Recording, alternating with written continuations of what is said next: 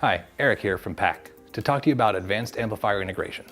If you've seen our videos about AmpPRO, you know how quickly and easily AmpPRO will allow you to add amplifiers to an amplified vehicle. But let's talk about APA TOS1. This little guy is a fiber optic output add-on module for AmpPRO, completely compatible with any AmpPRO. Simply remove the housing, take off the end plate where the RCA connectors are, and you need to knock this square piece of plastic out. Once you've done that, there's room for the module to show with the RCA connectors. That's really the hardest part of the installation, guys. No firmware updates are required. Just take the adapter, line it up with the header, and it lines up now with the RCA outputs. When you replace the end cap, and put the module back together, and that's it. We've now installed the fiber optic adapter.